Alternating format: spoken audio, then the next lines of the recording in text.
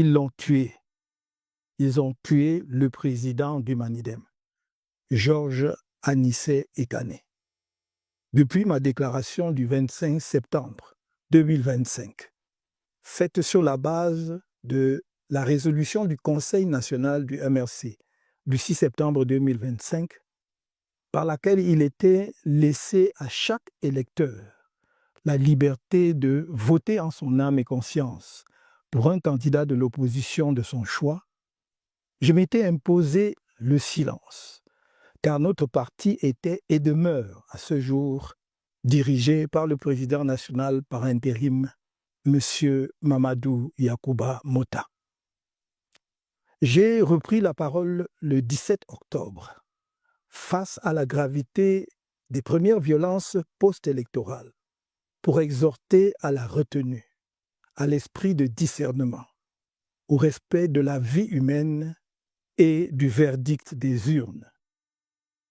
La tragédie du moment présent m'impose de prendre à nouveau la parole, simple militant que je suis de mon parti, après la concertation d'usage, en raison des liens qui se sont tissés entre le président Anissé Ekane et nous, dans la perspective de l'élection présidentielle d'octobre 2025.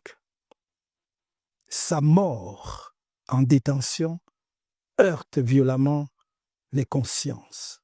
Je porte en mon âme son deuil que ravive le souvenir de chacune de nos rencontres, pourtant si peu nombreuses. Je m'étais promis de rendre visite au président Ekane, au professeur Jean-Calvin Abaoyono et à M. Djekam Tchamini après la convention extraordinaire du MRC prévue le 29 novembre 2025. Ce jour-là, j'ai convenu avec quelques-uns des avocats qui accompagnent ces détenus politiques de faire cette visite hier lundi 1er décembre 2025 à 9h. Le jour dit, alors que je m'approchais du secrétariat d'État à la Défense, où ils sont détenus au camp Yayap à Yaoundé, j'ai appelé un des avocats pour avoir leur position. C'est avec le décès d'Anissé Ekane qu'on m'a accueilli. Le président Georges Anissé Ekane a été assassiné par la haine de Maurice Kamto, l'exécration du MRC, la détestation d'Issa Chiroma Bakari, le mépris de la démocratie et l'angoisse du changement. Au regard des circonstances qui entourent sa mort, celle-ci ne peut être regardée autrement que comme un authentique crime d'État. Cher Anissé, malgré les épreuves de la vie et la violence de la prison, que tu avais déjà expérimenté par le passé, toujours pour tes opinions politiques, je crois pouvoir dire, de la distance qui était la mienne, que tu n'as jamais renoncé à tes convictions nationalistes. Je parle de ton attachement profond à un Cameroun véritablement libre, souverain et soucieux du bien-être de tous ses enfants. Malgré des moments de confusion et de relâchement, ces convictions sont restées comme une veilleuse au fond de toi. Il faut plaindre les âmes errantes, vides de toute substance, qui se moquent de tout, rient de tout, et qui, dans leurs desseins ténébreux, croient pouvoir banaliser ta mort héroïque. Ils espèrent pouvoir distraire le peuple camerounais, comme ils l'ont fait si souvent dans le passé, face à des morts jamais élucidées, et échapper ainsi à leurs responsabilités juridiques, politiques, morales et historiques pour l'assassinat froidement exécuté d'un compatriote malade, dirigeant politique connu uniquement pour cause de divergences dans les choix politiques. Ta mort fertilisera la lutte de notre peuple pour son émancipation totale. Ton holocauste suit ceux des héros nationaux qui t'ont précédé sur le long chemin de cette lutte. Tu inaugures une nouvelle page du martyrologue camerounais, celle de l'assassinat en détention de leaders et militants politiques camerounais, pas des Camerounais. Sur les uns et les autres plane désormais le même spectre de la mort, par la main noire du règne des ténèbres.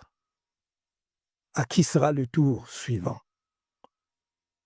Pour ma part, comme toi, je suis né ici, je vis ici et je mourrai ici. Si le pire devait arriver, nous l'attendrions ici, dans la dignité.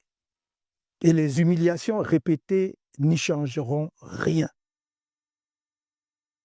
Cher Anissé, ta mort inaugure une nouvelle phase de la lutte, celle où les Camerounais sont revenus de toutes leurs illusions, mais où leur ardeur sera décuplée afin que tu ne sois pas mort en vain et qu'ils aient un jour l'occasion de célébrer ta grandeur d'âme, le panache avec lequel tu as quitté la scène au terme d'un parcours remarquable en cette année 2025.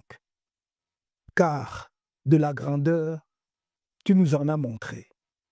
Au moment où nous t'avons approché pour obtenir l'investiture du Manidem à l'élection présidentielle d'octobre dernier, alors que tous avant toi avaient exigé de l'argent, on en est resté ensemble sur les idées. Et tu fus manifestement sensible à l'appel de l'histoire. Lorsque je me fis auprès de toi l'écho de cet appel, je pus noter à quel point il a résonné en toi. Mais je ne pouvais me douter que tu entrerais aussi vite au panthéon des martyrs de la lutte du peuple camerounais. On se préparait à te poser des lauriers bien mérités le moment venu. Maintenant que la vie t'a été arrachée sans pitié à la lutte, ceux qui exécutent la danse macabre dans notre pays croient en leur victoire éternelle. Mais notre lutte commune, celle de tout le peuple camerounais, se poursuivra, plus puissante que jamais, sur des générations encore s'il le faut, mais elle aboutira. La paix de ton visage que j'ai contemplé lundi matin sur ton lit de mort est le serment que tu nous en donnes. La lumière brillera sur le Cameroun, inéluctablement. May your soul rest in perfect peace.